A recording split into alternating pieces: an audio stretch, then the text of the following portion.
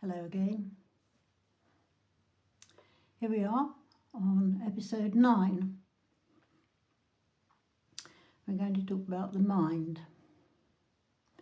So to begin with, in basic terms, the mind is of this lifetime only. It is a tool of experience, just the same as the physical body is. Each mind comes pre-programmed with the necessities of sustaining physical life, like breathing, eating, disposing of waste, and so on.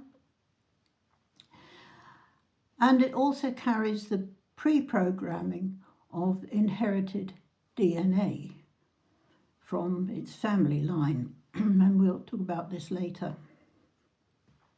But in spiritual terms, the higher self has joined this physical vehicle of the mind and body because this is what will provide it with the experiences it needs to progress on its journey of love, awareness, and wisdom. All this happens within the universal law of karma, which is, you remember, a law of movement. Not of punishment, but of movement. It's therefore important to understand that the secrets of the universe are not stored within the mind, however clever it may be, but within the spirit of the individual, within his or her higher self. And the mind is the doorkeeper. The teachings of Zed explain that the child in the womb is at one with their higher self. So what then stops the mind from becoming aware of the pathway it knows within? Firstly, the conditioning it receives right from the start. But we need to remember also that the teachings tell us that the earthly mind has its own motivating factor, the factor of desire.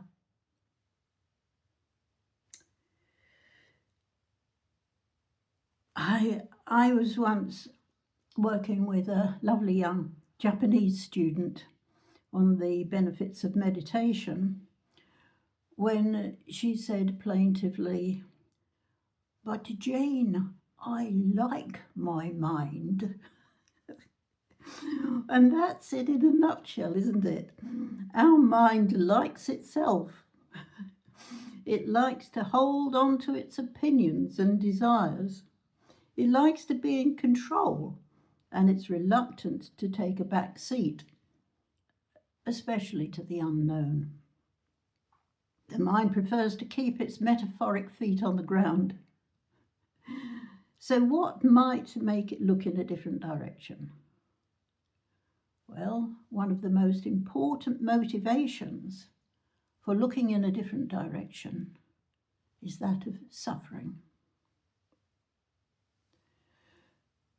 We know that one of the biggest objections to believing in a God of love is the cry of, if there's a God, why does he allow us to suffer? I have never heard a minister of any religion give a really plausible answer to this question, any more than I have to questions of what happens to us when we die. But perhaps I just haven't come across the more aware ones yet. As we've said, the point of being here on this planet, in this body and mind, at this point in time, is to learn and to seek unity with our higher self and therefore ultimate truth. Less aware individuals may see suffering as an obstacle to spiritual progress, whereas it can be an important stepping stone.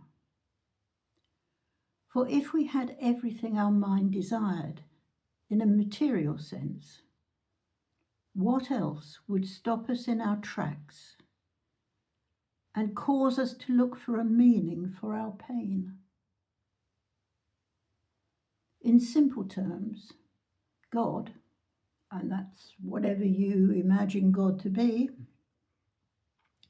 doesn't randomly visit suffering upon an individual or nations, for suffering is a tool of spiritual growth that exists within the universal law of karma.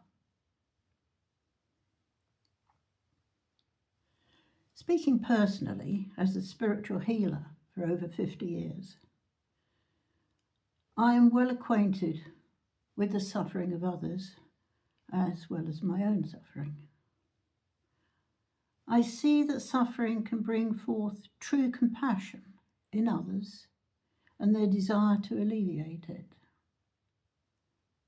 But what I have also been privileged to witness is the often transforming power of suffering as it brings an individual to an inner awareness they had not experienced before, an opening to opportunities in a different direction, whether or not they received the cure they desired. For me, one of Zed's most pertinent quotes is, "All the trials of life are meaningless unless you learn from them."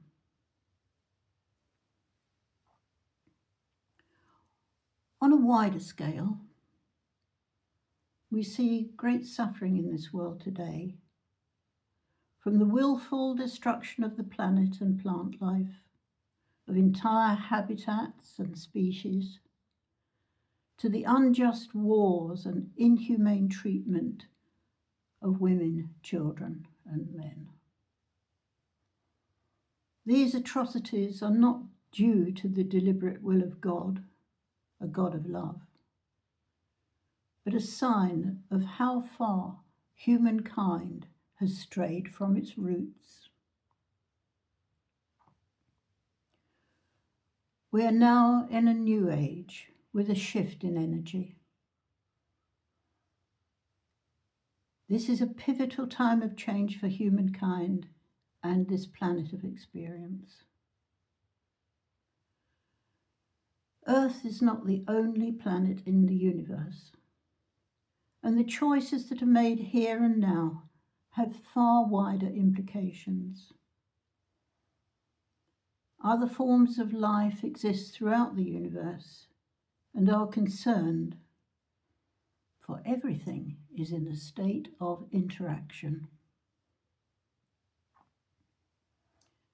However, for those who are distressed by the suffering and death we see on our screens every day, I share these words of comfort.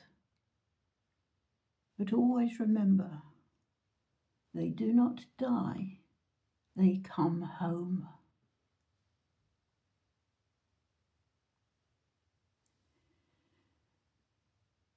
To end this episode on a brighter note, I'd like to tell you about an experience I had with a very special young man named Spencer.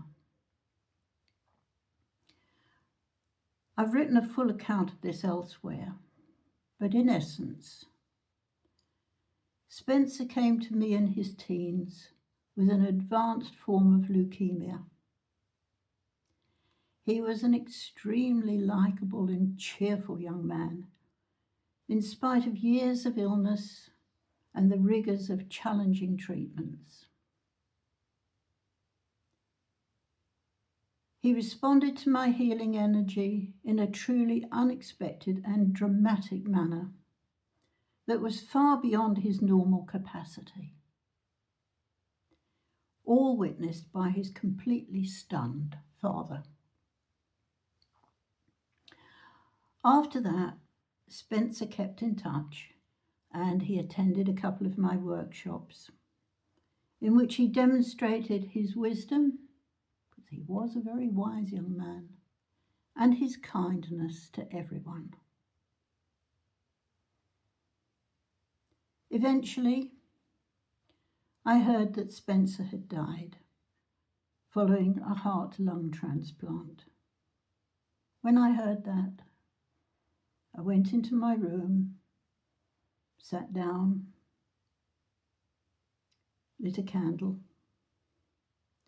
and immediately I felt a sense of excitement.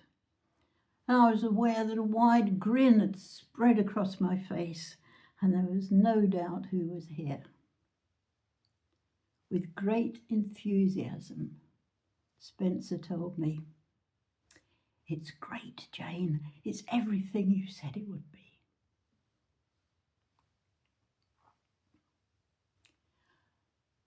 I hope you will join me for the next episode.